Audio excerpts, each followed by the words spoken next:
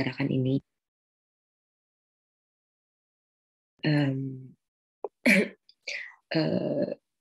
Nggak usah formal-formal ya. Nama saya Karin. Terus kita kali ini kan mau kajian muslimah yang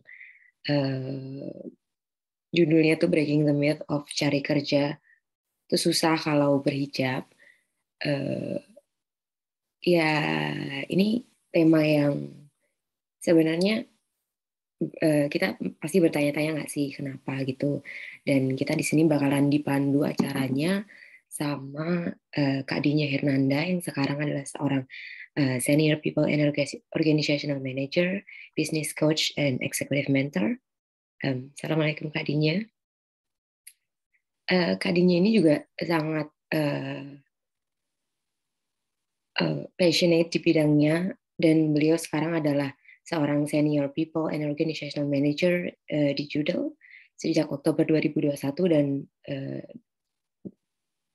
bersama dengan itu beliau juga adalah Digital Mentor di Digital8.ai and sebelumnya beliau juga adalah seorang Senior Learning and Development Manager di Creator, juga Learning and Development Manager. Kemudian beliau juga pernah menjadi seorang Project Manager HR sebagai Learning and Development di Buy-in. Dan beliau juga pernah menempuh studinya sebagai di ASB Business School Reutlingen University, kemudian double degree di Stein by Hochschule Berlin, serta Universität Villa Velha UVV sebagai Master of Business Administration. Sebelum kita mulai acaranya, saya ya seperti yang udah ada di sini, peraturannya di sini adalah dimohon untuk semuanya ID-nya menggunakan nama asli. Itu ada di kalau dipencet di partisipan, itu di sampingnya nanti ada more, lalu umbenenen atau ya diganti. Terus kemudian dimohon untuk mematikan mikrofon ketika pemaparan berlangsung. Terus dipersilakan untuk menyalakan kamera, tapi jika tidak juga nggak apa-apa. Untuk jika kalau ini kan sesinya interaktif ya, jadi kalau ingin bertanya mohon menggunakan fitur raise hand, itu nggak akan turun kok, jadi akan stay aja. Aku pikir itu dari aku, jadi bisa langsung aja ke Kak Dinya langsung. Silakan Kak Dinya. Terima kasih. Ini aku boleh share screen? Oh, udah dibolehin.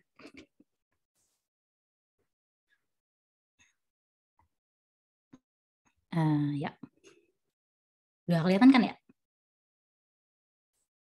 Sip. Soalnya aku nggak bisa lihat siapa-siapa. Ya, Assalamualaikum warahmatullahi wabarakatuh. Selamat siang semuanya yang ada di Jerman. Selamat maghrib. Ya, terima kasih Mbak Ria. Iya, jadi terima kasih juga untuk Masjid Indonesia Frankfurt yang udah kasih kesempatannya untuk ngadain acara ini. Terus juga terima kasih untuk Karin yang udah memperkenalkan Dinya Hernanda. Dan ya, jadi tema hari ini langsung aja breaking the myth, cari kerja di Jerman kalau pakai hijab susah. Jadi itu mitos atau fakta. Tadi si Karin udah memperkenalkan dari segi karir lah gitu ya. Tapi nama Dinya asal, atau Dini, banyak juga yang panggil Dini, asal dari Lampung, besar di sana, lahir tahun 93, jadi bisa tebak sendiri umurnya berapa. Terus di Jerman udah dari tahun 2012, jadi udah dari student college sampai bachelor master di Jerman dan kerja, dan udah hampir 10 tahun sekarang di sini, which is scary. Ya, jadi tadi yang udah dibilang sama Karin juga, jadi aku kerja di bidang people development, jadi pengembangan sumber daya manusia di kantor, yang aku udah kerja di berbagai macam perusahaan, baik dari yang besar sampai yang kecil, tapi pada dasarnya di setiap perusahaan itu cita-citaku, harapannya itu insya Allah ya, semoga di organisasi ini orang-orang itu bisa berkembang, nggak cuma kerja doang, terus habis itu pulang dan merana, tapi juga bisa tumbuh dan berkembang sebagai manusia, baik di bidang profesional maupun personal. Dan temanya hari ini, jadi seperti yang tadi dibilang, breaking the myth gitu kan. Jadi dari sebelum berangkat ke Jerman, itu pasti setiap orang tuh udah pada denger lah mitos-mitos atau omongan-omongan dari tetangga-tetangga dan saudara-saudara yang kayak, oh kamu pakai jilbab di Jerman. Dan waktu aku dulu berangkat, apalagi belum sebanyak ini kan anak Indonesia di Jerman. Kalau sekarang udah banyak banget anak Indonesia di Jerman. Dulu tuh masih ya udah lumayan banyak juga, tapi belum terlalu umum. Dan itu tuh juga seperti yang, jadi ini typical journey buat anak yang mau ke Jerman dan udah pakai jilbab. Aku alhamdulillah udah pakai jilbab dari SD, jadi kayak nggak pernah kepikiran juga untuk melepas jilbab walaupun waktu itu memutuskan pengen kuliah di Jerman. Jadi sebelum berangkat pun udah ada yang bilang, pakai jilbab di Jerman susah loh hidupnya ntar. Terus pas sudah nyampe, karena apalagi kalau misalnya nggak dikirimin uang sama keluarga atau kiriman yang macet-macet, pasti kepikiran pengen kerja part-time. Terus untuk kerja part-time, orang-orang pun udah bilang, oh kalau misalnya mau kagak pakai jilbab, susah loh cari kerja part-time-nya, paling yang kayak di belakang layar gitu, bersih-bersih atau cuci piring, tapi nggak bisa yang yang berhadapan dengan customer. Terus pas kuliah, ntar ada bagian magang, terus orang-orang pada bilangnya, oh kalau misalnya mau tetap pakai jilbab, magangnya di Indonesia aja, kalau di Jerman susah loh carinya. Terus pas udah mau bachelor Arbeit, kan ada tuh pilihan untuk nulis bachelor Arbeit sama perusahaan. Itu juga orang-orang, udah nulis bachelor Arbeit yang gampang-gampang aja di kampus. Kalau sama perusahaan itu tuh cuma untuk orang Jerman yang lancar bahasa Jerman. Maju lagi di hidup, udah lulus nih, terus ada orang-orang yang bilang, udah cari kerja itu susah, mending lanjut master aja yang aman. Maju lagi ke depan, berangkat untuk daftar-daftar kerjaan, terus udah kirim banyak aplikasi, nggak diundang untuk interview, atau bahkan nggak dengar apapun dari perusahaan. Dengarnya dari orang-orang adalah, itu tuh gara-gara jilbab tuh, emang kalau misalnya kalau pakai jilbab susah untuk diundang interview. Terus lagi pas udah kerja, udah dapat kerja nih alhamdulillah. Terus orang-orang bilang, kalau misalnya pakai jilbab tuh susah untuk berbaur dengan kolega. Kalau misalnya mau diterima oleh kolega dengan baik, ya mendingan ini aja lepas jilbab supaya lebih bisa berbaur. Udah kayak gini pun, pas udah di tempat kerja orang-orang masih bilang, oh kalau misalnya mau naik gaji atau naik pangkat, itu tuh susah kalau pakai jilbab, karena mereka lebih suka untuk promosi dan naik pangkatin orang Jerman.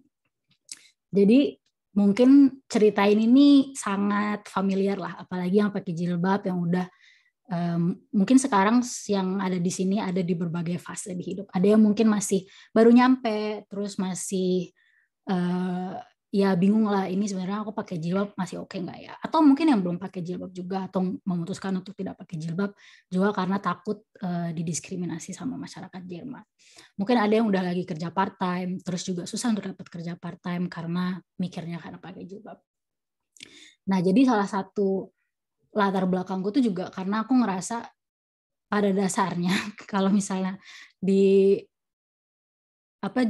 perjalanan selama di Jerman itu di setiap milestone tuh pasti ada orang yang bilang, oh itu tuh gara-gara jilbab.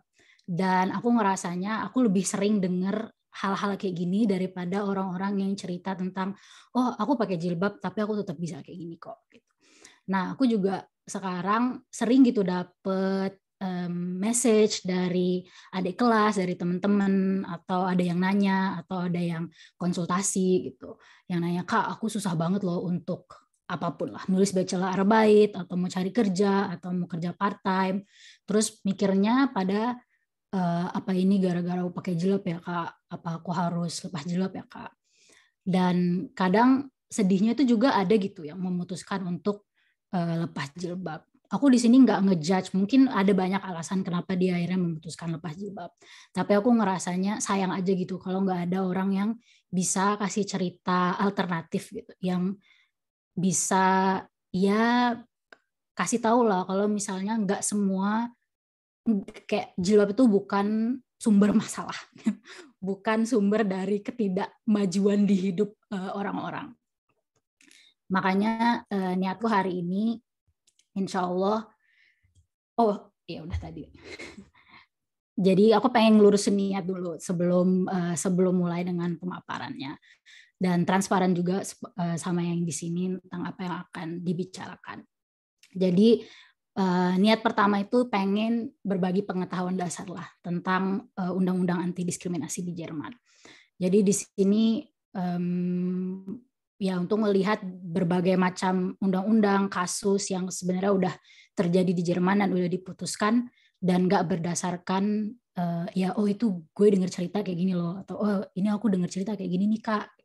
Jadi aku pengen di babak yang pertama gitu, di tahap yang pertama itu klarifikasi dulu apa sih sebenarnya yang tertera di undang-undang, apa sih yang boleh dan yang enggak. Terus habis itu yang kedua itu ya aku juga pengen berbagi pengalaman pribadi lah di yang aku udah alami di berbagai jenis pekerjaan, di berbagai jenis perusahaan dan negara bagian. Jadi ini juga seperti yang aku bilang tadi, aku pengen gitu kasih cerita alternatif tentang gimana sih caranya untuk tetap bisa berkarir, bukan cuma untuk cari kerja gitu. Cari kerja itu kan baru tahap awal, tapi gimana juga untuk bisa berkarir dengan tetap pakai hijab dan tetap ya apa sih namanya memegang teguh apalah yang udah kalian putuskan waktu memakai hijab itu.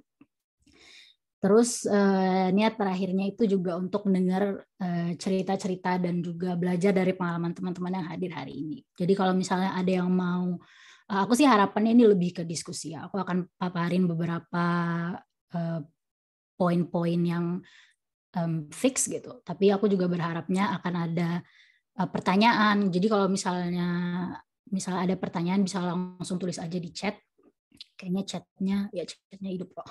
Bisa aja tulis di chat dan juga insya Allah aku jawab. Kalau misalnya relevan untuk saat itu aku jawab saat itu juga. Kalau enggak akan jawab di akhir acara. Terus disclaimer juga.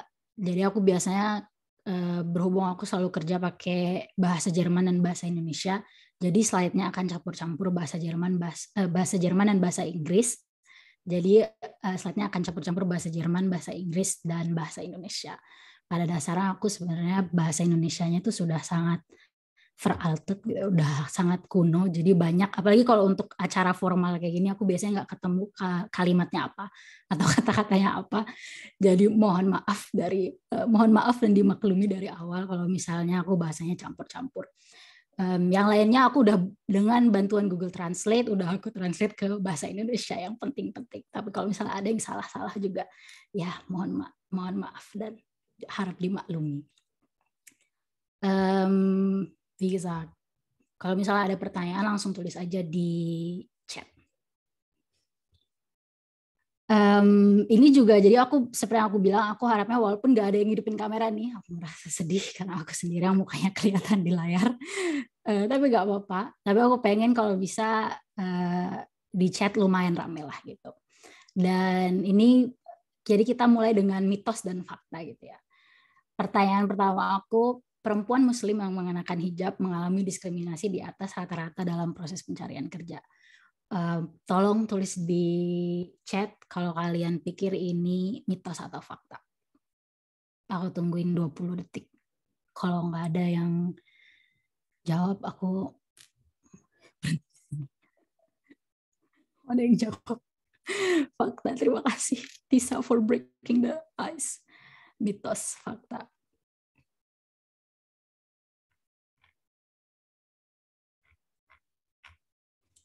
Ya, jadi banyak yang jawab fakta. ada beberapa juga yang jawab mitos. Jadi ini juga yang apa ya, maksudnya kita dengar gitu kan sering tentang oh ini kalau misalnya pakai jilbab tuh kayak gini kayak gini kayak gini. Atau oh aku merasa didiskriminasi kayak gini kayak gini. Terus kadang kita juga mikirnya oh itu tuh fakta karena aku udah pernah dengar ceritanya. Nah, tapi aku di sini berusaha untuk kita diskusi based on fact aja gitu. Apakah ada studi yang membuktikan kalau hal-hal ini nih emang terjadi. Sayangnya untuk poin yang pertama ini nih memang fakta gitu. Jadi ada studi namanya Discrimination Against Female Migrants Wearing Headscarves tahun 2016 dari Mbak Weisselbaumer yang dia itu ngirim aplikasi yang dianonim ke berbagai macam perusahaan. Jadi ada sekitar 1.500 aplikasi yang dia kirim. Tapi aplikasi ini dibedain jadi 3. Jadi ada satu aplikasi yang namanya itu nama Jerman, Sandra something. Terus yang kedua aplikasinya itu namanya nama Turki, jadi Meryem something something. Terus yang ketiga nama Turki dan ada foto orang ini dengan berhijab. Jadi dia kualifikasinya sama, dia cuma ganti nama dan juga nama dan tambahin foto di bagian orang yang berhijab. Dan sayangnya di sini ini hasilnya adalah ketika dia kirim 1.500 aplikasi ini, orang CV yang namanya Jerman itu wanita juga, itu dia dapat reply dari perusahaannya itu jauh lebih banyak daripada orang yang Turki ini. Kalau nggak salah sekitar 18%. Jadi ini aku udah attach juga link untuk studinya kalau misalnya mau baca sendiri.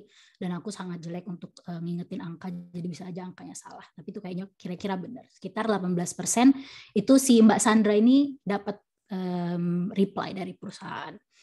Orang yang CV yang namanya Turki tapi nggak pakai foto berhijab itu dapatnya 13%. Jadi 13% dapat undangan untuk interview. Dan orang yang CV yang fotonya berhijab dan juga pakai nama Turki itu dia cuma dapat sekitar 6% reply. Jadi pada dasarnya Vigzak itu mungkin aja salah angka-angkanya, tapi yang aku ingat banget itu kandidat berhijab itu harus mengirim aplikasi 4,5 kali lebih banyak daripada pelamar dengan kualifikasi identik. Jadi istilahnya kalau misalnya orang Jerman perempuan kirim aplikasi 10, itu orang Auslander yang berhijab itu harus kirim 45 aplikasi, which is sad. Tapi ini memang fakta gitu. Jadi kalau misalnya dan ini studi tahun 2016, maksudnya udah 5 tahun yang sekitar 5 tahun yang lalu ya. Jadi bisa aja ada ganti sekarang. Dan sebenarnya nggak terlalu banyak juga studi yang membabarkan langsung gimana sih efek hijab kepada job suche gitu, cari kerja. Terus jadi keep in mind this is actually a fact yang sedih dan mungkin membuat beberapa orang di sini bilang, tuh kan, emang aku bilang kalau karena aku pakai jilbab aku didiskriminasi. Mitos selanjutnya, semakin tinggi jabatan dan semakin kompleks tipe pekerjaan, semakin sulit bagi perempuan berhijab untuk dapat pekerjaan. Bisa tolong tulis lagi di chat mitos atau fakta. Jadi ini juga yang kadang aku dengar gitu dari orang-orang yang kalau misalnya susah itu kalau misalnya cari kerjaan yang part time gitu yang harus ngadepin customer. Makanya itu tuh susah karena orang-orangnya tuh kurang berpendidikan. Tapi kalau misalnya udah kerja di kantoran gitu, ini kok orang-orangnya lebih educated gitu. Jadi mereka biasanya lebih welcome kepada orang-orang yang beda lah gitu penampilannya. Jadi yang kali ini kayaknya opininya ke kanan dan ke kiri, ada yang bilang fakta, ada yang bilang mitos, ada yang bilang ya. Terima kasih untuk yang udah nulis chatnya. Aku tidak merasa kesepian di acara ini. Jadi sayangnya ini fakta. Jadi di studi yang sama, mereka itu kirim aplikasi ini untuk 3 job yang berbeda. Jadi mereka kirim untuk sekretaris, untuk semacam support gitu di Buhaltung, dan yang ketiga itu untuk senior accountant. Di sini makin sedihnya adalah kandidat berhijab harus mengirim aplikasi 7,6 kali lebih banyak daripada pelamar lain dengan kualifikasi identik. Jadi surprisingly orang-orang tuh jadi di studi ini mereka nggak sebutin gitu kenapa alasannya, karena mereka nggak studi bagian itu. Tapi mereka kasih beberapa hipotesis kenapa sih hasilnya kayak gini. Jadi di hipotesis mereka adalah salah satu faktor yang ngebuat orang makin ragu untuk hire kandidat yang berhijab itu karena masih ada asosiasi di kepala mereka kalau wanita-wanita yang berhijab itu ya biasanya nggak terlalu berpendidikan atau nggak terlalu punya banyak pengalaman. Maksudnya kalau misalnya kita ngomongin Indonesia ya karena semua orang karena banyak orang yang pakai hijab, jadi kita mikirnya ya itu sebenarnya nggak terlalu relevan lah gitu. Kalau misalnya ini ibu gue gini tapi dia tetap berprestasi kok gitu dan dia pakai hijab. Nah tapi kalau di Jerman ini karena mereka masih sangat mengasosiasikan hijab dengan masyarakat migran, dengan orang-orang yang nggak terlalu ya berpendidikan, nggak kuliah dan segala macam. Keraguan mereka untuk hire kandidat yang untuk posisi yang lebih tinggi dan juga pekerjaan yang lebih kompleks itu malah makin meningkat. Jadi ini juga sayangnya fakta.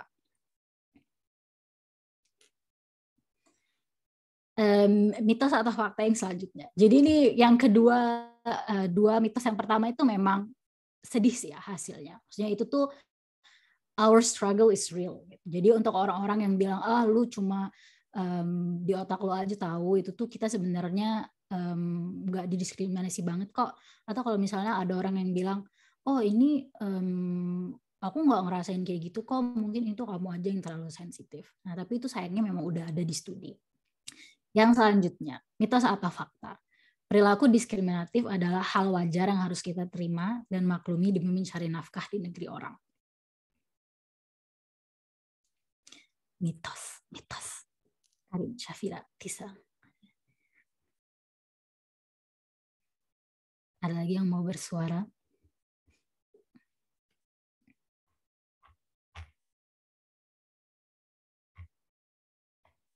Alhamdulillahnya banyak yang bilang mitos ya. Dan gak ada yang bilang fakta. Jadi ini juga yang kadang aku ngerasanya sedihnya gitu. Kayak yang ya emang susah tahu cari kerja di Jerman kalau misalnya berhijab. Dan ya emang kita didiskriminasi. Ya udahlah, memang kayak gitu namanya juga cari kerja di negara orang. Jadi ya wajar aja gitu. Kita terima aja lah dan maklumi. Dan itu tuh pertama itu nggak wajar dan kedua itu nggak boleh dimaklumi gitu. Yang namanya diskriminasi di Indonesia pun ada gitu, hukum anti diskriminasi dan kesetaraan dalam mencari kerja gitu kalau nggak salah namanya.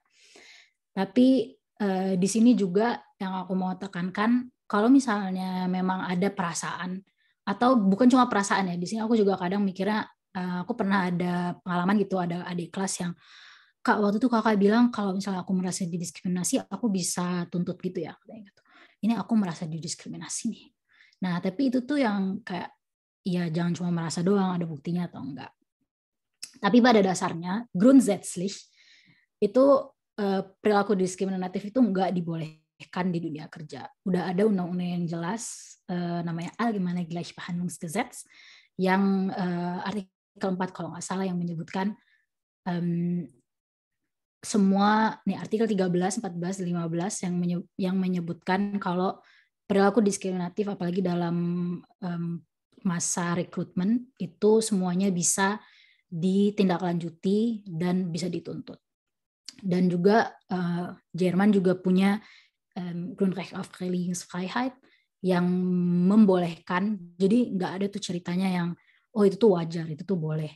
Itu ada di undang-undang dasarnya orang Jerman yang tidak membolehkan bentuk diskriminasi apapun, apalagi terhadap agama dan kepercayaan warga di Jerman. Terus kalau misalnya kita mau lanjut nih ya, jadi apa sih yang harus bisa dilakukan jika terjadi pelanggaran terhadap AGG? Jadi ini Allgemeine Gleichbehandlungsgesetz. Jadi ada 3 cara yang bisa dilakukan untuk kalau misalnya ada verdacht atau dugaan diskriminasi. Ini aku cuma pengen jelasin aja ya gimana sih, apa sih optionnya gitu. Irin tanya, ini aku jawab sebentar lagi ya. Jadi proses bentuk yang pertama itu komplain. Jadi Beschwerde. Ini aku beberapa nggak aku translate ke bahasa Indonesia karena ntar malah susah carinya, cari informasi lebih lanjutnya. Jadi yang pertama itu Beschwerde. Hampir di semua perusahaan besar itu ada namanya Gleichstellungsbeauftragten. Jadi ini bentuk orang ketiga biasanya yang kamu bisa komplain anonymous tentang diskriminasi. Atau kalau jadi ini sebenarnya bentuk yang paling aman, itu Gleichstellungsbeauftragten, karena mereka bukan HR, bukan Betriebsrat, dan biasanya pihak netral. Kalau misalnya nggak ada, itu bisa kontak HR atau Betriebsrat. Betriebsrat itu Working Council, bahasa Indonesianya labor union, apa ya, pokoknya itulah orang-orang yang berkumpul untuk memperjuangkan hak-hak karyawan. Dan ini kalau misalnya udah ada Beschwerde yang diajukan secara formal, itu setiap perusahaan punya kewajiban untuk menindaklanjuti itu. Jadi dia nggak bisa cuman, oh ya let's put it under the floor and then forget about it. Itu mereka harus menindaklanjuti itu. Yang kedua, kalau misalnya, jadi ini bentuk-bentuk pelanggaran terhadap AGG, bentuk diskriminasi itu kan benar, terima kasih Fitri ya, serikat buruh atau serikat pekerja.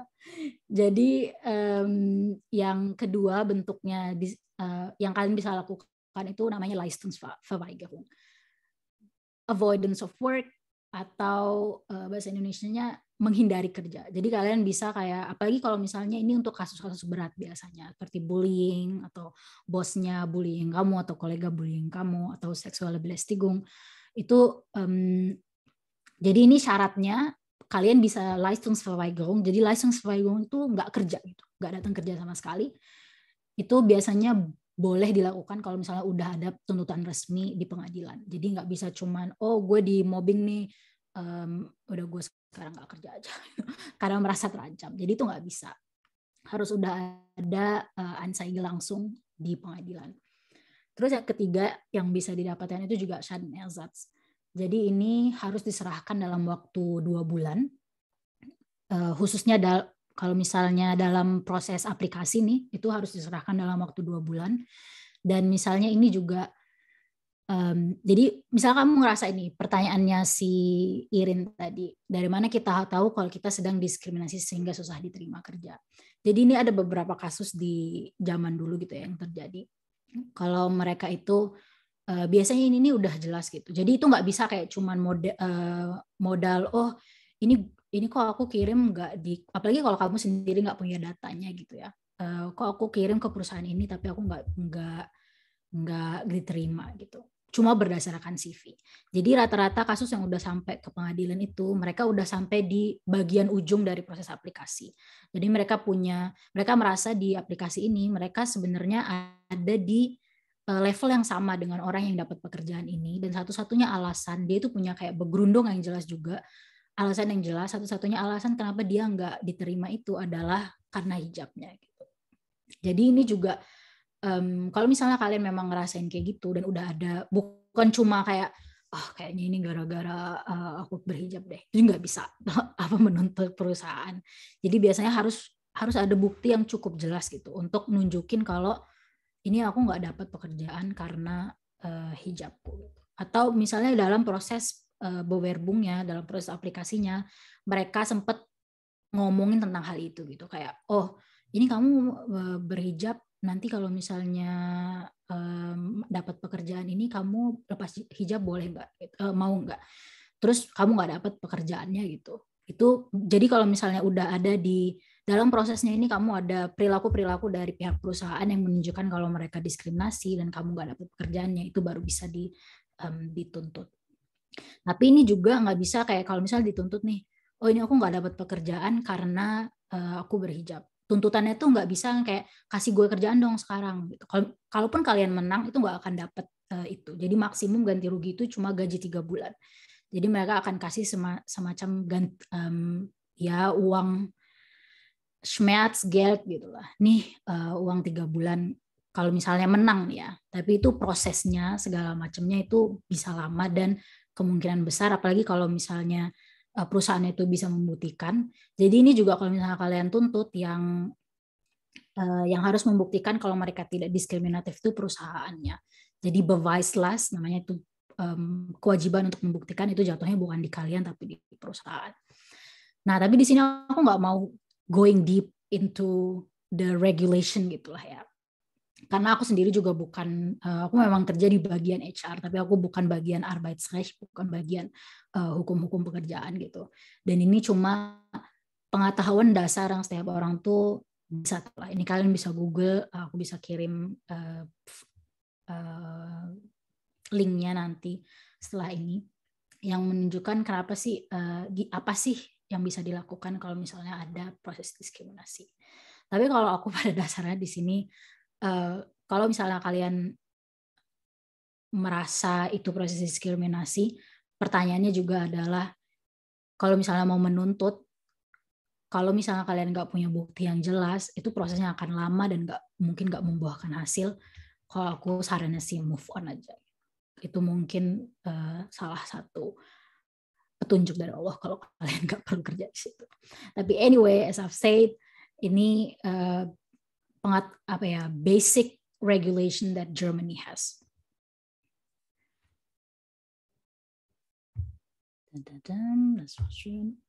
Next, yang selanjutnya, perusahaan dapat melarang pemakaian hijab atau bahkan meminta karyawan untuk melepas hijab. Mitos atau fakta?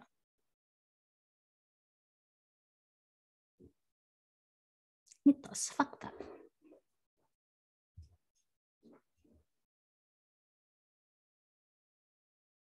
Ya, jadi alhamdulillah ini mitos. Jadi seperti yang aku bilang tadi, di Jerman ada yang namanya Religionsfreiheit. Jadi setiap orang di Jerman bisa mempraktikkan agamanya secara bebas gitu. Dan juga ada hukum-hukum anti diskriminasi ini. Jadi pada prinsipnya setiap orang di Jerman diizinkan menjalankan agamanya secara bebas. Perusahaan itu nggak punya hak untuk melarang pemakaian hijab atau bahkan meminta karyawan untuk melepas hijab. Jadi ini juga hukum dasarnya. Namun ada pengecualian dan pengaturan yang dapat membenarkan larangan dari pihak perusahaan terhadap simbol-simbol agama di tempat kerja. Jadi buat orang Jerman, Kopftuch atau hijab itu kan simbol agama. Dan ada bedanya itu ada yang namanya alasan objektif. Jadi kalau misalnya let's say kamu kerja di pabrik itu, terus penggunaan hijab ini akan meningkatkan resiko cedera atau risiko kecelakaan di perusahaan, itu mereka maksudnya itu sama ya, kayak misalnya kalau kamu di labor, kalau ada di laboratorium harus menggunakan equipment tertentu atau seragam tertentu. Itu kalau untuk masalah keselamatan, Sicherheit, security, safety kayak gitu itu perusahaan punya kebebasan untuk meminta karyawan menggunakan pakaian-pakaian yang mereka udah tetapkan gitu. Terus tapi itu tuh beda-beda. Jadi ini pengecualian dan peraturan itu beda-beda di setiap sektor. Jadi di sektor swasta itu yang udah ditetapkan di pengadilan tingkat Eropa, jadi bukan cuma untuk di Jerman doang. Perusahaan itu memiliki hak untuk mengoreksikan citra netral di depan umum. Jadi salah satu kasus yang beberapa tahun belakang ini juga lumayan heboh, itu ada mbak-mbak gitu kerja di Müller yang diminta sama bosnya untuk lepas hijab. karena dia Elternzeit, jadi dia punya parental leave, ngelahirin, besarin anaknya, terus pas balik lagi dia pakai hijab. Dan ini diminta oleh bosnya untuk ngelepas hijabnya gitu.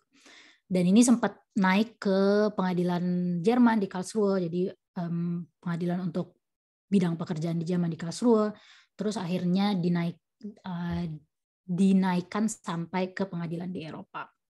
Dan masih ada beberapa kasus yang masih open gitu untuk masalah-masalah kayak gini. Jadi belum ada keputusan dari pengadilannya apakah ini diskriminasi atau enggak.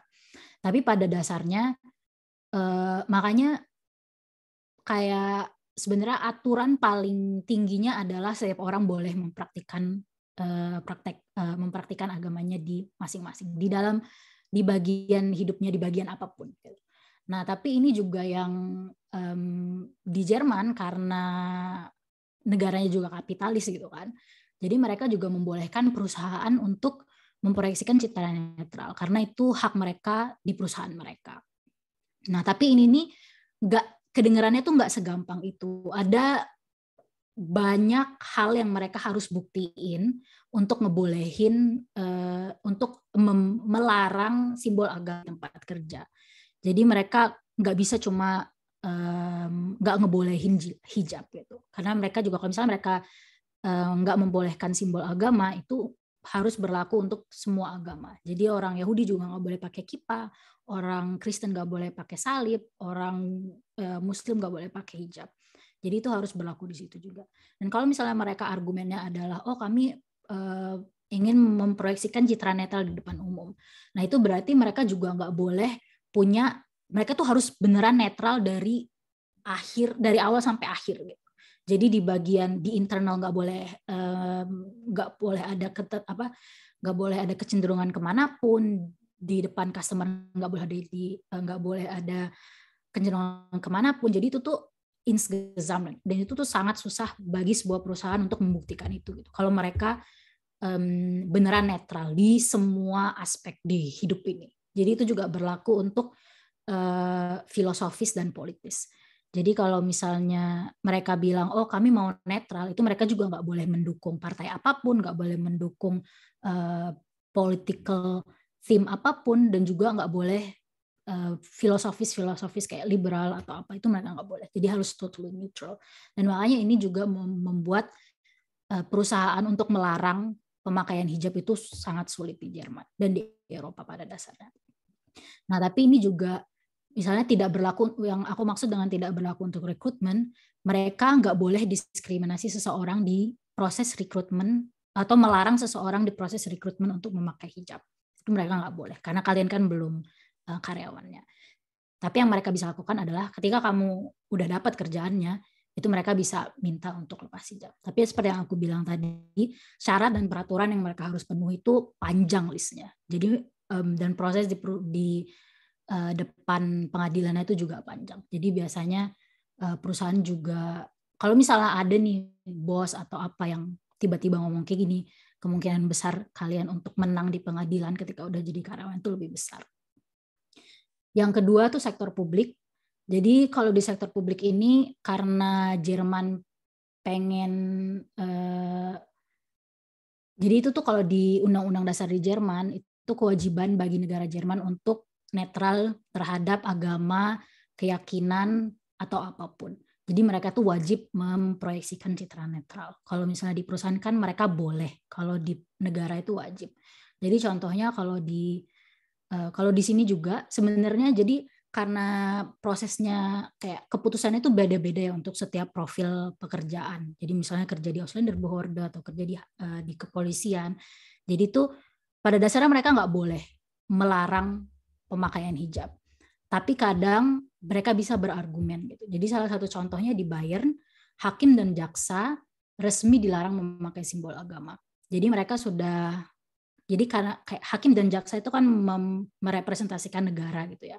Mereka pengen semua orang yang kerja di sini itu juga netral dan tidak merepresentasikan agama atau keyakinan apapun.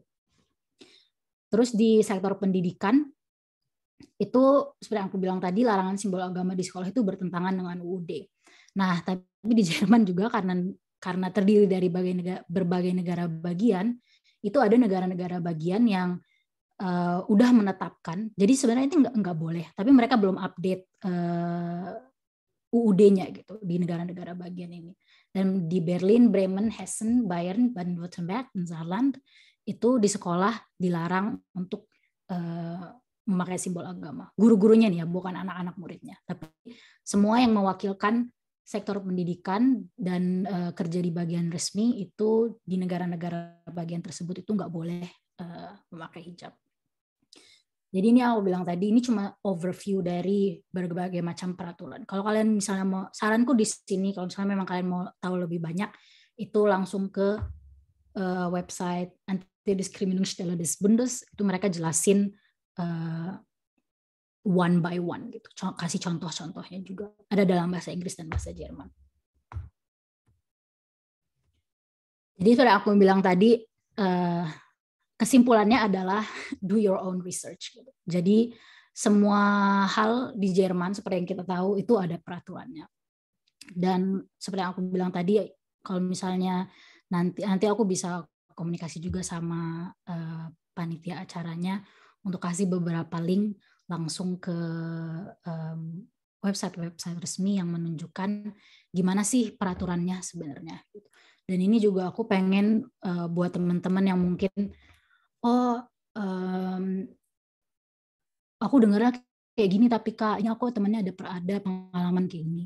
Jadi itu aku pengalaman pribadi itu nggak bisa digeneralisasi. Jadi ini setelah ini aku bakal ceritain pengalaman pribadi ya. Tapi ini juga ya cukup didengerin aja gitu dan tarik pelajaran dari cerita orang ini. Tapi jangan dijadiin patokan gitu. Cerita hidupnya itu jangan dijadiin patokan. Oh kalau misalnya dia boleh atau dia kejadiannya kayak gitu, aku ntar juga kayak gitu. Maksudnya ini ya semua orang di sini aku yakin punya common sense lah gitu. Untuk nggak langsung percaya aja. Apalagi kalau untuk masalah-masalah kayak gini yang sensitif gitu. Dan apalagi kalau efeknya adalah kalian jadi makin sedih dan makin ya nggak percaya diri lah gitu dengan pemakaian hijab. Ada lagi yang mau, kalau misalnya kalian ada pertanyaan, bisa. Kalau misalnya aku tadi juga nggak jelas di berbagai penjelasannya, karena bahasanya berlibat-libat, tolong ditanyakan aja di chat.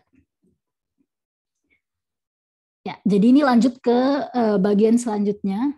Ini aku udah 11.43, waktunya masih cukupan ya.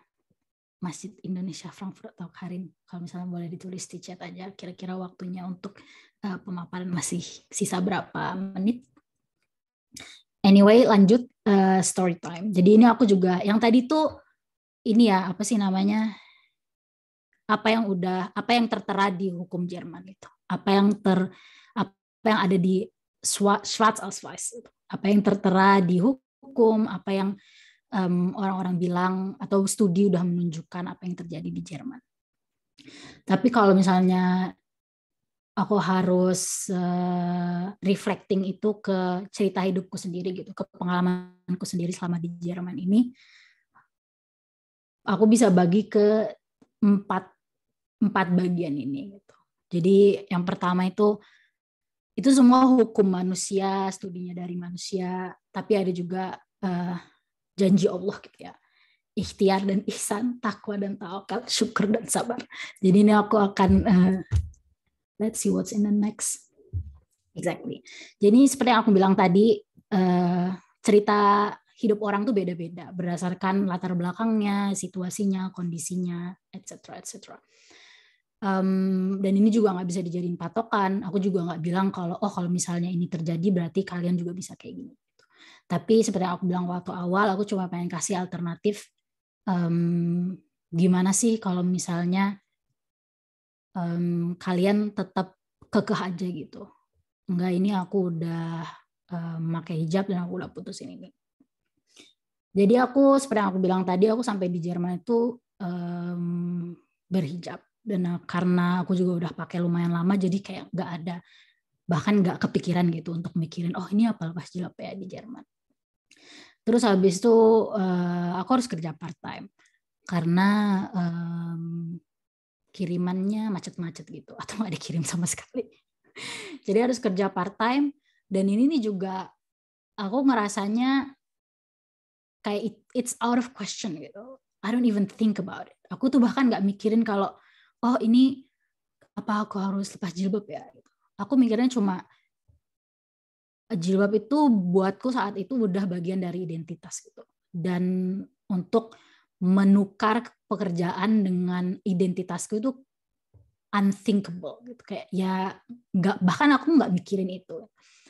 Jadi aku tetap kerja tuh di restoran Asia, jadi mbak-mbak waitress, jadi tukang bersih-bersih, tukang cuci piring di perusahaan di restoran Jerman, jadi kasir di Burger King, terus habis itu jadi tutorin. Jadi aku kerja part time itu semua aku kerjain dengan hijab gitu, tanpa ada, maksudnya ada lah 1-2 customer, apalagi kalau misalnya jadi kasir itu kan ada interaksi dengan customer. Apalagi kalau kerja di Burger King dan bukannya sampai malam, itu kan ada orang-orang yang mabok, yang kadang melakukan sesuatu diskriminasi. Tapi itu aku juga ngelihatnya tuh cuma kayak it's part of life itu, it's okay. Dan itu juga biasanya bakal langsung di kick out sama manajer dan kolega aku di restoran gitu kan. Tapi ini nih juga yang, jadi kalau misalnya ada yang bilang, oh kalau misalnya pakai hijab tuh nggak boleh, nggak bisa kerja part time atau kerja part time ya susah. Nggak juga sih, tergantung orangnya aja. Terus aku magang tuh bahkan nggak daftar. Jadi mereka nemu CV-ku di portal kampus, terus habis itu langsung approach untuk magang di perusahaan mereka. Terus aku juga nulis bachelor Arbeit dengan perusahaan. Aku dual master degree itu fully sponsored dari perusahaan, mereka yang bayar, bahkan trip ke Brazil selama 5 minggu tuh mereka yang bayar. Terus aku aplikasi tuh cuma kirim 1 waktu lulus kuliah, terus langsung dapat kerjaannya. Dan aku tetap bisa jadi teman dan sama kolega yang sekarang atau kolega yang dulu. Dan aku alhamdulillah dipromosikan naik pangkat itu setelah 2,5 tahun kerja, langsung ke posisi senior. Jadi di sini lagi bukan maksudnya untuk sombong atau pamer atau oh lihat nih I've made it, you can make it too. Aku cuma pengen bilang, dan sepanjang perjalanan ini aku nggak pernah ada kepikiran untuk buka hijab gitu. Karena buatku kayak itu tuh ya selbstverständlich gitu. I'm keeping it for whatever reason. Dan yang aku pengen cuma kasih gambaran, kalau misalnya di satu titik ini pun, di satu Lebensphase yang aku alamin, kalau misalnya aku bilang, sekarang aku buka jilbab, ceritanya itu nggak akan kayak gini gitu. Ceritanya pasti beda. Dan juga ini juga untuk ngingetin, cobaannya itu akan ada di setiap fase hidup gitu. Jadi kalau dulu mikirnya oh ya ini apa sih namanya udah selesai ini, ntar ke depannya akan lebih lancar gitu. Ya enggak juga. Di setiap fase itu akan dicoba, akan dengar terus dari orang-orang yang bilang oh itu tuh nggak bisa, oh itu tuh susah, oh itu kayak gini. Tapi yang seperti yang aku bilang tadi, ada hukum manusia dan ada janji Allah gitu. Dan buatku saat itu tuh aku cuma pegangannya pakai hijab itu kan perintah Allah ya. Jadi kayak yang untuk mikir, buatku untuk mikir kalau ini aku ngejalanin perintah Allah tapi hidupku susah. Itu tuh kan buatku sih aneh ya gitu. Maksudnya I'm just doing what he's asking me. So I am completely sure that he'll take care of me. Jadi aku going through life itu dengan pemikiran itu aja gitu. Kalau misalnya ini aku pakai hijab karena ngejalanin perintah Allah. Dan Allah yang pegang rezeki, Allah yang ngatur hidupku gimana, dan semuanya juga udah ditulis gitu kan. Jadi pertanyaannya itu buat diriku sendiri adalah, kalau misalnya pakai hijab terus yang semata-mata cuma ngejalanin perintah Allah, terus habis itu mikir kalau tapi hidupku jadi susah, jadi kayak gini nih jadi susah, itu maksudnya mungkin adalah saat-saat kayak gitu. Namanya manusia itu pasti ada lemahnya. Jadi ini short story juga, aku pernah waktu kerja di Burger King terus pulang jam 4 pagi gitu. Itu yang udah capek banget lah, udah ya Allah kok hidup tuh susah banget sih gitu. Orang-orang tuh bisa kerja jadi working student, orang-orang tuh bisa lebih gampang tidur di rumah. Ini gue jam 4 pagi pakai jaket winter nunggu bus gitu kan, karena barusan pulang kerja. Dan ada di saat-saat kayak gitu tuh yang mikir, ya Allah kenapa sih susah banget gitu. Tapi ya in the end of the day, well you need to get back up again gitu. Ya memang susah, tapi juga kalau misalnya kamu juga percaya, ya ini gue cuma ngejalanin perintah Allah, insya Allah udah ada, insya Allah gue tahu Allah yang ngatur, ya pasti ada aja lah, pasti ada aja jalan ketemunya. Jadi buatku ini aku cuma that's how I go through life gitu. Pasti ada cobaan-cobaan, pasti ada masa-masa di mana atau dengar-dengar dari orang-orang, ya kalau pakai jilbab didiskriminasi kayak gini. Tapi itu buatku oke, itu hukum manusia. Allah udah janjiin hal yang lain, jadi I'm just keeping that. Terus habis itu,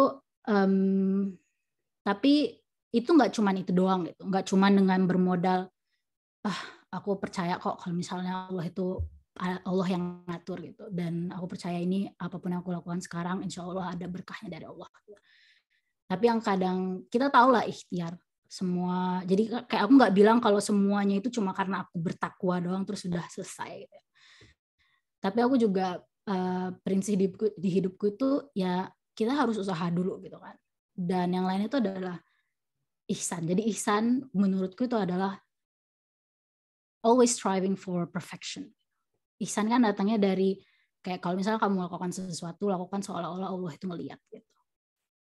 Terus dan Allah loves that if one does a job, He perfects it. Jadi di sini juga nggak bisa cuman bertawakal doang, nggak bisa cuma takwa doang, tapi juga harus di kuliah. Jadi waktu kuliah itu harus jangan cuma ya udahlah segini doang gitu, yang penting lulus. Atau ya udahlah yang penting bisa gini, yang penting bisa gitu. Tapi juga waktu kuliah itu ya berusaha untuk dapat nilai yang bagus. Ikut organisasi-organisasi di kampus, terus berusaha untuk membangun network gitu juga, social maupun profesional. Jadi untuk cari teman, untuk ngebangun support system lah buat diri kamu sendiri. Terus waktu yang aku juga kadang ngelihatnya di job search and applications, itu yang aku kadang ya nih Kak, aku nggak dapet nih interview atau CV-ku selalu ditolak. Terus aku ngelihat CV-nya ada banyak typos-nya atau asal-asalan buatnya. Terus cover letter-nya juga ya udahlah segitu aja, yang penting copy paste dari Google gitu. Terus mau interview nggak latihan dulu, tapi langsung aja terus masuk. Terus pas di interviewnya malah bingung. Jadi di sini juga ya gimana dong gitu, gimana Allah mau ngasih kalau misalnya kita juga usahanya setengah-setengah gitu kan. Dan waktu di dunia kerja juga ya kerjanya gitu-gitu doang, nggak pernah ngobrol sama kolega, nggak pernah berusaha untuk kasih sesuatu yang lebih, nggak nunjukin inisiatif, atau juga nggak nunjukin kalau kamu tuh pengen belajar gitu.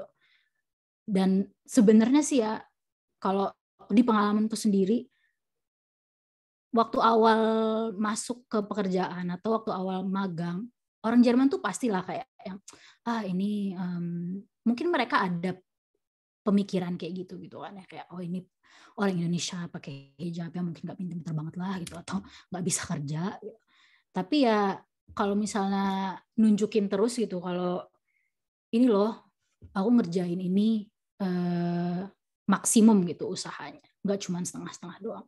Dan ini juga bukan karena niatnya itu juga bukan karena pengen dapat kerjaan atau pengen dapat naik pangkat atau pengen nggak tahu lah apapun gitu.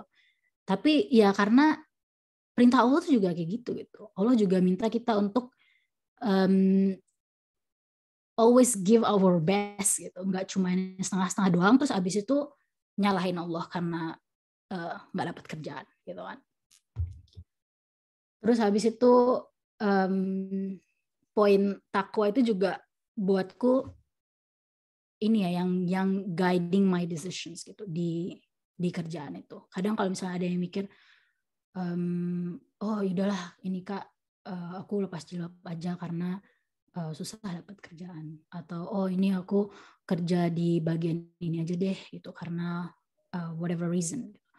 Di sini juga aku pengen bilang lagi, setiap orang memang punya kondisi dan situasi masing-masing, dan mungkin ada alasan-alasan yang valid lah gitu untuk memutuskan melepas jilbab atau nggak pakai jilbab. Tapi what I ask myself, yang aku tanya ke diriku sendiri kalau misalnya aku memutuskan sesuatu itu, if Allah were asked to ask me about this decision, what would I say? How would I justify? Kalau misalnya aku ditanyain sama Allah ntar, kamu kenapa lepas jilbab untuk dapat kerjaan itu kira-kira aku ntar jawabnya apa gitu. Terus kayak kalau misalnya aku ngambil, ini sama dengan kayak yang tadi, kamu merasa didiskriminasi gitu. Terus habis itu pengen nuntut lah, pengen inilah, pengen itulah. Tapi kalau di sini aku juga, ya ini nih mungkin udah petunjuk lah gitu dari Allah. Aku juga nggak pengen itu kerja dengan perusahaan yang diskriminasi aku dari awal.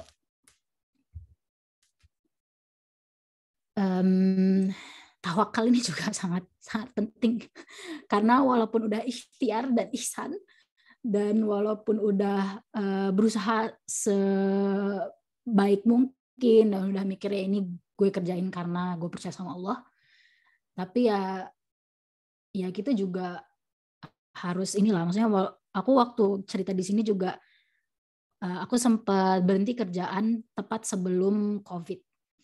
Jadi niatnya tuh waktu itu cuma karena pengen taking a break aja gitu, pengen istirahat lah karena aku dari bachelor langsung kerja langsung master kan sangat berurutan gitu ya. Terus pengen kayak orang Jerman gitu yang ada gap year-nya.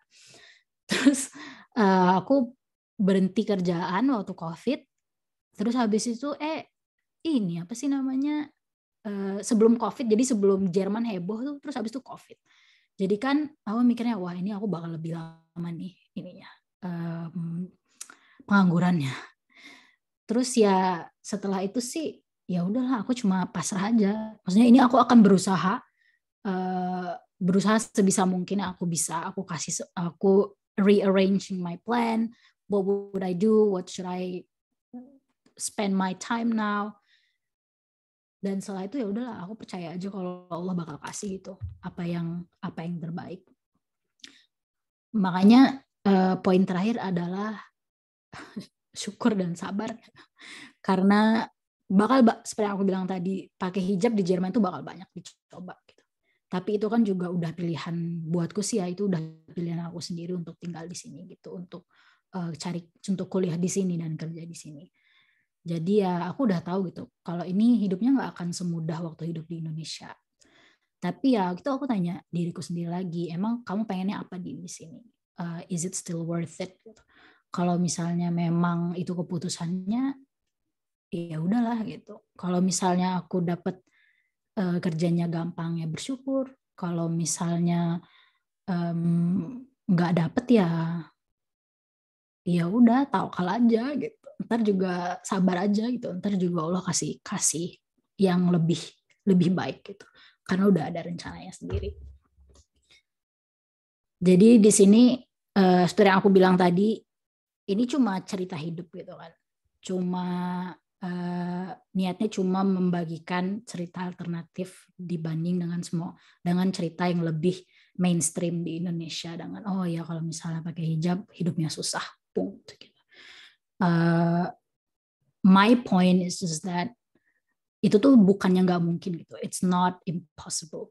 Karena kalau misalnya mikirnya udah kayak gitu ya udah, realitanya cuma kayak gitu doang gitu, nggak akan sukses.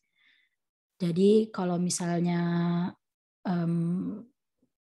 standarnya segitu ya bakal cuma segitu doang. Dan kalau misalnya cuma mau nyalahin hijab juga ya bakal nyalahin hijab terus gitu sampai mau udah naik pangkat setinggi apapun juga yang salah bakal tetap hijab gitu. Jadi di sini ya buat yang masih ada di sini sekarang, yang mungkin ada di berbagai macam fase di hidupnya, ya tinggal keputusan masing-masing aja sih mau ceritanya tuh kayak gimana ntarnya. Mau mau bagi cerita yang kayak gini juga. Kalau aku sih pengen banget lebih banyak orang yang bisa cerita kayak gini gitu, yang lebih bisa cerita kalau ini gue pakai hijab tapi gue tetap kayak gini loh, ABCD gitu, tetap sukses. Karena aku lebih sering dengar cerita orang-orang yang cerita sedihnya lah gitu.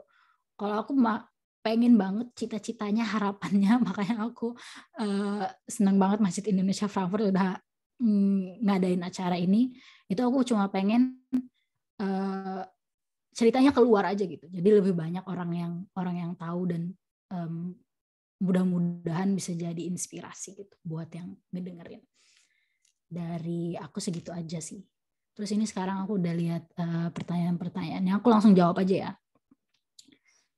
Dari Erni, apakah kita harus menuliskan di CV jika berhijab? Dan bagaimana interview yang baik untuk yang berhijab? Jadi kalau di Jerman kan standarnya masih harus tetap attach foto ya, tetap harus kasih foto di CV. Jadi ya nggak harus ditulis juga, kan kelihatan tuh di fotonya kalau misalnya pakai hijab. Terus di sini juga kadang yang aku dapat pertanyaannya itu, Kak, aku attach foto atau enggak ya? Aku takutnya kalau misalnya aku attach foto tuh didiskriminasi gitu. Dan studinya juga udah menunjukkan kan gitu, kalau misalnya berhijab itu di CV-nya bakal lebih didiskriminasi. Tapi kalau aku nih ya, keputusan pribadiku adalah aku tetap attach foto yang pakai hijab gitu. Karena aku sebenarnya buatku sendiri itu proses rekrutmen juga ya. Karena rekrutmen itu kan bukan cuma perusahaan yang merekrut kita, tapi kita juga merekrut perusahaan karena kita yang bakal tandakan kontrak dan kerja buat perusahaan itu kan. Jadi kalau aku sih memang sengaja fotonya yang pakai hijab aku tetap ada di CV karena aku pengen cuma orang-orang yang oke dengan aku pakai hijab yang akan ngundang aku untuk interview. Karena aku juga ngerasanya untuk apa gitu kalau misalnya gue udah interview nih, udah invest waktu, tenaga buat persiapan untuk interview, terus ternyata mereka orang-orang rasis itu yang ada masalah dengan orang pakai hijab. Itu buatku sendiri sih ya udahlah, it's wasting my time. So let's not waste our time and let's just get it over with. Makanya kalau aku sendiri sih aku kasih aja gitu fotoku di situ. Dan jadi nggak harus ditulis. Bagaimana interview yang baik untuk yang berhijab? Aku sih nggak ngerasa ada bedanya ya, interview yang baik untuk yang berhijab dan nggak berhijab. Aku juga beberapa kali kasih inilah kayak workshop gitu untuk orang-orang persiapan untuk interview, atau kasih bantuin beberapa temen juga yang pengen interview. Di situ aku nggak pernah kayak ngebedain gitu. Oh lu kalau misalnya lu pakai jilbab interviewnya kayak gini, kalau lu nggak pakai jilbab interviewnya kayak gini. Itu sih pada dasarnya sama lah gitu. Maksudnya gimana sih interview yang baik, itu bisa jadi workshop sendiri.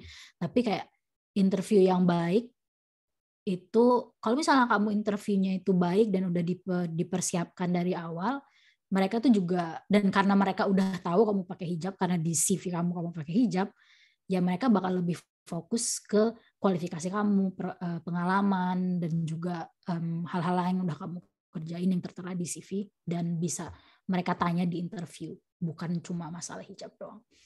Jadi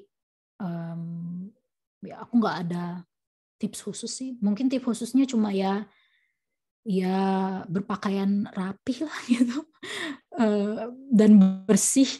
Maksudnya itu kan bukan masalah hijab atau enggaknya gitu kan ya. Pada dasarnya kalau mau interview ya harus profesional gitu. Terus gimana caranya bangun network atau berteman dekat dengan orang Jerman? Ada tips dan triknya nggak? Aku ngerasa susah banget approach Deutsch. Jadi di sini juga warningnya adalah orang Jerman itu pada dasarnya memang kayak kulturnya adalah membedakan teman kerja dan teman-teman gitu ya. Kalau kita tuh kan kita kenal aja kita ngomongnya teman gitu. Sementara kalau mereka ya du bist ein Kollege, fertig gitu. Kolega gitu, nggak lebih dari itu. Jadi ini nih memang buat orang Jerman pun itu mereka susah gitu untuk berteman dengan kolega. Tapi itu tergantung ini juga sih, tergantung perusahaan, tergantung generasi juga. Jadi generasi yang lebih muda dan perusahaan yang lebih kayak startup gitu, biasanya mereka lebih open untuk berteman dengan kolega. Tapi dengan itu juga, jadi kalau aku sih di pengalamanku sendiri yang udah aku lihat, karena kita di kerjaan itu kan berinteraksi dengan mereka itu dalam ini ya, dalam konteks kerja. Misalnya kalau kerja bareng di suatu proyek atau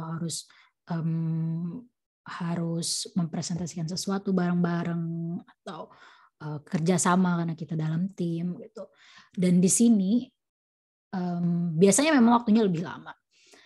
Tapi kalau misalnya semakin lama juga dan semakin kamu nunjukin di konteks kerja ini kalau kamu tuh reliable, jadi bisa dipercaya, terus profesional, terus juga teamwork lah gitu, bukan tipe orang yang kerja cuman sendiri doang terus habis itu ya sendirian sepanjang jam kantor gitu. Ya mereka juga bisa ngelihat kalau ini orang kayaknya cocok nih. Karena kan kalau misalnya di kantor gitu ngobrol-ngobrol masalah apa gitu. Tapi kan ntar bisa ngomongin small talk juga kan. Dan semakin mereka ngelihat kamu tuh sebagai manusia gitu, bukan cuma kolega doang, ya mereka juga biasanya lebih open. Jadi common sense lah gitu untuk ya mungkin kalau dibandingin sama perusahaan Indonesia yang biasanya lebih friendly dari awal, mungkin agak lebih sulit. Nah, tapi di sini juga salah satu saran pribadi yang aku bisa kasih itu, kita tuh juga harus like showing your own personality gitu. Jadi kalau aku sih ngerasanya waktu awal-awal tuh kan aku nggak terlalu pede ya dengan menjadi orang Indonesia gitu, karena aku satu nggak pede dan juga belum tahu gitu gimana sih etika kerja di Jerman, gimana sih cara bergaul dengan kolega gitu, apa sih yang accepted, apa yang bisa diterima sama mereka, sama apa yang enggak gitu, perilaku apa yang oke dibuat orang Jerman dan perilaku apa yang enggak. Bahkan aku tuh waktu awal-awal waktu di kantor, jadi di tempat kantor pertamaku tuh mereka nyediain lunch. Tapi lunchnya itu yang lunch Jerman banget itu, salad gitu-gitu. Yang aku juga kayak, ya ini sih nggak kenyang gitu kan. Jadi pengen bawa makanan dari rumah. Tapi kalau misalnya bawa makanan dari rumah itu kan, makanan orang Indonesia itu kan baunya lumayan kuat ya kalau misalnya masak apapun. Jadi kalau misalnya ditaruh di microwave, itu satu dapur tuh bakalan bau makanan kita gitu. Nah, jadi aku juga waktu awal tuh nggak terlalu pengen menunjukkan keindonesiaanku lah gitu, karena pengen ya berbaur lah gitu, pengen diterima dengan orang Jerman. Jadi aku berusaha untuk menutupi hal-hal dari diriku sendiri yang Indonesia gitu.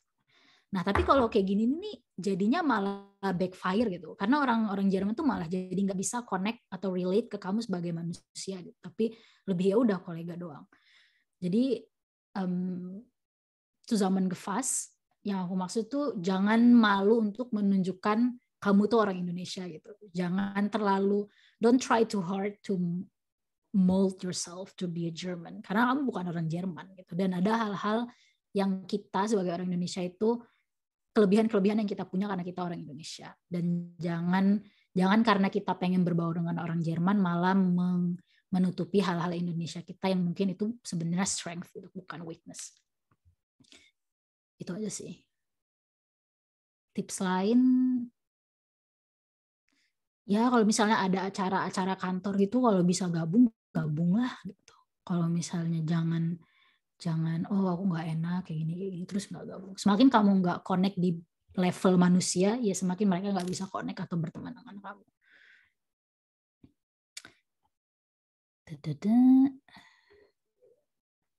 Kak, maaf boleh bagi slide-nya, dan kalau nanti pengen nanya-nanya di luar acara ini boleh bagi kontaknya ke kakak. Kalau kontak boleh ke LinkedIn aja sih. Jadi kalau misalnya yang ada LinkedIn profile bisa langsung kontak di LinkedIn aja. Itu sebenarnya yang paling bakal aku bales dengan cepat gitu ya. Kalau enggak bisa tulis email. Tapi itu juga emailnya tuh kalau email tuh aku jarang bales gitu. Namanya ini aku lagi ngetik di sharnanda@gmail.com. Aku mau ngetik sih. Ini aku nggak bisa nulis ya, jadi Anggap aja kayak gitu. Aku nggak bisa janji kalau misalnya aku akan balas. aku usahakan untuk membalas. Sarannya kalau misalnya mau nanya itu ditulis yang lengkap gitu. Apa latar belakangnya dan apa yang dipengenin. Jadi jangan cuman, Kak ini aku minta saran yang sangat general gitu, karena aku jadi susah balasnya. Karena ntar aku jadi nulis esai. LinkedIn-nya Dinya Hernanda. Jadi temuin aja namaku. Namaku di mana ya? Cari di LinkedIn aja. Let me go back. There, Dinya Hernanda. Terus ada Mbak Ainur juga sharing, cuma mau kasih sedikit insight. Pakai hijab di Jerman nggak semenyeramkan yang dibayangkan sebenarnya, karena orang-orang di sini udah mulai terbiasa melihat yang pakai hijab. Dari pengalaman tanteku, katanya beberapa orang di sini juga yang bekas suster di gereja pada pakai hijab juga kok, walaupun sudah menikah dan untuk profil kerja memakai jilbab. Ya benar banget. Jadi di LinkedIn tuh juga aku sekarang kayak apa ya, semenjak ada Black Lives Matter itu yang di USA. Jadi racism and just in general diversity dan hal-hal kayak gini ini makin vokal gitu di Jerman. Jadi banyak perusahaan-perusahaan juga yang, karena kan biasanya kayak gini nih orang di US tuh lebih maju ya untuk masalah rasisme. Ngomongin masalah diskriminasi itu di US tuh lebih umum. Sementara di Jerman ini biasanya orang-orang lebih kayak yang nggak terlalu itu, mereka nggak terlalu lebih sensibilized gitu. Nah, tapi semenjak ada yang Black Lives Matter itu di tahun 2020, efeknya itu sampai ke Jerman gitu. Dan makin banyak orang-orang berhijab atau dengan Migrationshintergrund, jadi orang-orang Ausländer yang speak up gitu di perusahaan-perusahaan dan ngomongin masalah rasisme, diskriminasi di tempat kerja. Dan makanya itu aku juga semenjak tahun 2020 tuh jadi makin banyak itu profil-profil berhijab yang nge-add di LinkedIn gitu, yang mereka juga aktif ngomongin masalah hijab, ngomongin masalah diskriminasi. Jadi aku ngerasanya sih kayak trennya di Jerman itu udah mulai naik lah gitu untuk ngomongin masalah kesetaraan, untuk make sure that everyone feels safe. Kak, bagaimana cara memperlancar Deutsch secara lisan dan tulisan supaya ausführlich, ausdrücklich und sensibel? Viel sprechen. Viel sprechen und versuch den Akzent zu verlieren. Karena kalau misalnya orang Jerman itu die lieben, wenn die Leute eloquent sind. Orang Jerman itu mereka punya, ini aku dengar dari temanku sendiri yang orang Jerman gitu ya. Karena kita ngebahas ini juga. Jadi ini juga yang aku senang dengan makin umumnya ngebahas tentang rasisme, aku bisa ngebahas hal kayak gini dengan kolega gitu. Terus salah satu yang mereka bilang adalah sebenarnya salah satu cara untuk memenangkan hati orang Jerman paling cepat itu adalah ngomong Jerman dengan lancar gitu. Dan kalau bisa itu aksennya seminimum mungkin. Karena mereka ngerasanya, oh, sie ist meine Leute. Sie ist Teil von diesem Land. Mereka langsung merasa ada koneksi gitu dengan orang-orang ini. Walaupun kita mungkin kelihatannya beda gitu. Dan banyak orang-orang juga yang kalau misalnya kamu udah lancar dan juga aksennya kalau bisa seminim mungkin, mereka bahkan kayak, oh ya natürlich, du bist hier geboren, oder? Dan kayak gini pun tuh buat mereka lebih bisa relate ke kita gitu. Dan makanya cara memperlancar Deutsch secara lisan dan tulisan sih menurutku einfach sprechen. Kalau di kampus dulu tuh kan sering ada kayak tandem program gitu, ikut tandem program gitu. Atau kalau misalnya masih kuliah juga itu ikut kayak ekstrakurikuler gitu. Kalau aku dulu sering ada kayak organization gitu namanya Inactus, dan di situ jadi kan harus sering interaksi dan harus sering ngomong sama teman-teman gitu, dan presentasi di bentuk yang formal gitu ya, bukan cuma presentasi doang. Dan ini juga kayak yang jadi ihr seid gezwungen gitu, ihr muss halt Deutsch sprechen, es geht nicht anders. Dan kalau misalnya udah gezwungen dan einfach sprechen, was ich auch gemacht habe, unter der Dusche einfach sprechen. Jadi ngomong sendiri gitu di rumah, di shower, making up scenarios in my head and just speaking German like a crazy person. Jadi itu waktu aku misalnya ketemu sama orang, aku bisa langsung pakai skenario yang udah aku buat di kepala ini dan ngomong dengan baik. Terus kalau tulisan sih, ich bin auch nicht so gut beim Schreiben. Waktu awal-awal kerja itu aku biasanya mau balas email aja setengah jam gitu. Karena aku nggak tahu gimana nulis email yang formal, yang bagus, yang nggak kedengeran kayak Auslander itu kayak gimana. Tapi di sini juga tipsnya cuma sih. Einfach schreiben. Dan kalau sekarang sih aku karena ada DeepL dan which is very helpful. Kalau translate-nya, kalau aku biasanya karena translate-nya aku biasa dari bahasa Inggris ke bahasa Jerman atau bahasa Jerman ke bahasa Inggris karena itu dua bahasa yang dipakai di kantor. Jadi aku biasanya pakai DeepL.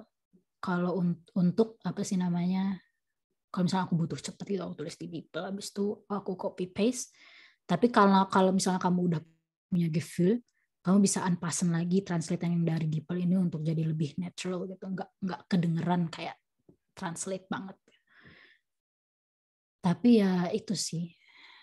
Apalagi aku nggak punya tips yang wow beyond whatever I've done. Pada dasarnya einfach sprechen. Dan ya manfaatin orang-orang yang ada di sekitar, manfaatin teman-teman. Dan aku juga ngerasanya waktu awal-awal untuk sprechen, aku ngerasa lebih nyaman untuk ngobrol sama orang Ausländer juga, tapi yang bahasa Jermannya udah lebih baik dari aku gitu. Jadi aku dulu waktu bachelor studium tinggal di VG gitu sama orang Nepal, tapi dia bahasa Jermannya udah bagus banget gitu. Nah aku ngerasa lebih nyamannya karena aku tahu dia tuh ngerti struggle aku kayak gimana. Dia ngerti kalau ngomong bahasa Jerman tuh susah gitu. Jadi aku ngerasa less judge by the person. Kalau ngomong sama orang Jerman langsung kan ada pressure-nya ya, kayak seolah-olah harus perfect gitu. Tapi ini juga pun sebenarnya salah gitu.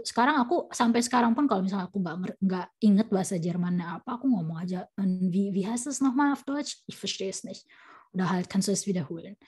Itu lebih menolong jangka panjang daripada cuma ngangguk-ngangguk seolah-olah ngerti padahal nggak ngerti, habis itu harus Google sendiri. Itu yang aku lakukan waktu awal-awal. Jadi aku biasanya alles klar, oke, alles klar, ich notiere das alles. Terus habis itu aku ke Google untuk cari artinya apa orang tuh ngomong barusan. Jadi itu bisa juga dilakukan, tapi itu jadinya lama. Jadi baiknya einfach ansprechen, einfach fragen, ich verstehe das Wort nicht, kannst du es bitte in Englisch oder halt in andere Sprache übersetzen. Itu lebih. Orang Jerman juga biasanya mereka ngerti. Mereka juga, ya natürlich weißt du das nicht. Terus kalau udah kayak gitu juga, biasanya mereka ngerti tuh, mereka bisa judge, assess level Jermanku tuh semana. Jadi kalau misalnya mereka cerita sesuatu yang, ya ini du hast bestimmt keine Ahnung davon, ne? Dan mereka yang bakal ngejelasin gitu. Nggak harus kita yang selalu ansprechen dan dumm da steht. Genau. Ich glaube, das war alles. Makasih sekali untuk Adinya. Really inspiring, really empowerment buat kita semua. Aku nggak tahu ya, mungkin aku doang nggak tahu semuanya. Aku kira itu semuanya. Ini mungkin tema yang baru ya untuk AGG atau Arbeit. Ya itulah. Aku agak lupa. Mungkin untuk teman-teman bisa juga cari di Google tentang apa itu AGG dan untuk misalkan yang tadi verpas atau gimana, karena menurutku itu sangat susah menggefas apa yang ada di sini, tapi untuk lebih ke arah ke Jermannya gitu. Ya. Aku bisa rekomendasi websitenya, namanya Antidiskriminierungsstelle des Bundes. Itu ada bahasa Jermannya. Aku tulis di ini coba. Itu ada bahasa Jermannya, ada bahasa Inggrisnya. Jadi kalau misalnya itu kan soalnya ini ya Beamtensprache, terus Deutsche Beamtensprache. Jadi kompliziert. Yeah. Echte Sprache auch. Jadi viel komplizierter. Kalau aku kadang helpful juga untuk ngelihat kalau misalnya lancar bahasa Inggris juga aku ngelihat bahasa Inggrisnya itu apa gitu untuk Verständnis. Terus habis itu tapi tetap baca artikel yang bahasa Jermannya karena kan harus tahu tuh Wörternya apa dalam bahasa Jerman. Jadi di websitenya Antidiskriminierungsstelle des Bundes itu mereka ngejelasin kayak jadi ada page berbagai macam diskriminasi di Jerman, ABCD. Terus salah satunya itu religion. Terus untuk religion ada chapter khusus untuk Kopftuch am Arbeitsplatz judulnya. Jadi di situ jadi hampir semua yang aku ngomongin di bagian hukum-hukum tadi itu ada di situ. Mereka ngomongin ini hukumnya kalau misalnya di sektor swasta, di sektor publik, di sektor pendidikan. Terus ini kasus-kasus yang udah sempat masuk ke pengadilan dan ini keputusan-keputusannya. Jadi kalau misalnya di pengadilan itu kan biasanya mereka selalu ngelihat historinya kayak gimana, apa sih keputusan yang udah terjadi sebelumnya gitu dan apa hasilnya. Dan di situ bisa jadi patokan kalau misalnya ada yang ngerasa didiskriminasi atau ini aku mau ini dia tuntut gitu. Jadi bisa ada patokan, oh kalau misalnya ini kayak gini, aku kemungkinannya bakal menang nih di pengadilan. Atau ini kalau misalnya kayak gini, aku kemungkinan bakal kalah. Jadi itu menurutku lebih sumber informasi yang lebih bagus daripada nulis di Facebook, halo aku ngerasa kayak gini, ada yang bisa bantuin nggak gitu. Terus ntar ada orang-orang yang sharing cerita diskriminasi mereka, terus kita mikir, oh so würde das stattfinden. Aku tetap encourage untuk diskusi sih, kayak misalnya kalau misalnya ada yang memang punya pengalaman untuk berbagi gitu. Tapi buat yang mendengar sama dengan hari ini gitu. Ini kan aku berbagi ceritanya kayak gimana. Buat yang denger ya ditarik aja pelajarannya kira-kira yang applicable buat diriku sendiri itu apa gitu. Dan gimana caranya sekarang move on atau moving forward with my own case. Dan apa sih yang bisa aku lakukan yang masih di dalam control sphere-ku gitu. Bukan yang ini aku harus kayak gini. Maksudnya itu ada batas-batasnya gitu kan. Bagian yang bisa kita kontrol dan bagian yang nggak bisa kontrol. Iya, terima kasih sekali. Sangat-sangat insightful sebenarnya. Nggak sebenarnya sih memang. Mungkin nggak ada pertanyaan lagi ya dari. Ya ini ada yang karena temanya diskriminasi in Deutschland, bisa juga buat student daftar stipendium namanya Peter Feld Stiftung. Mereka adalah untuk orang-orang yang punya pengalaman diskriminasi. Aku 2 tahun dapat stipendium dari mereka, padahal nilai nggak bagus hanya berdasarkan pengalaman diskriminasi yang aku tulis di Motivationsschreiben. Tuh. Jadi buat yang pengen dapat stipendium dari Peter Feld, bisa kontak Mbak Ainur. Atau mungkin Mbak Ainur yang nggak mau dikontak. Tapi ya maksudnya itu juga story gitu kan. Atau kalau misalnya buat muslim itu juga ada stipendium Avicenna stipendium itu yang buat orang-orang muslim, tapi di situ mereka beneran cari note segala macam harus bagus. Jadi aku juga tahu ada teman yang dapat stipendium juga berdasarkan karena dia muslim dan segala macamnya. Jadi ada gitu hal-hal lagi gitu yang bisa untuk membantu. Jadi itu nggak selalu jadi nachteil gitu, tapi bisa untuk jadi vorteil juga. Sangat kita semua pasti punya banyak cerita di belakang yang mungkin orang-orang nggak tahu, kita pernah kena diskriminasi atau apapun, tapi semoga untuk kedepannya dengan adanya bukti bahwa seperti kayak Kak Dinya sendiri, beliau juga pakai hijab dan sekarang udah menjadi senior learning development itu dan menurut aku sekarang semoga teman-teman juga mulai yang masih ragu-ragu untuk pakai hijab nggak ya atau nggak pakai hijab ya apa itu cuman karena nanti nggak dapat kerja atau apa, semoga bisa lurus karena ini juga dan aku pikir ini kita nggak ada lagi yang dibahas. Terima kasih untuk semuanya, untuk Kak Dini juga, untuk Masjid Indonesia Frankfurt, dan untuk teman-teman yang udah ada di sini, untuk semua teman-teman yang aktif di chat. Sekarang mungkin kita tutup aja kali ya dengan doa kafaratul majelis.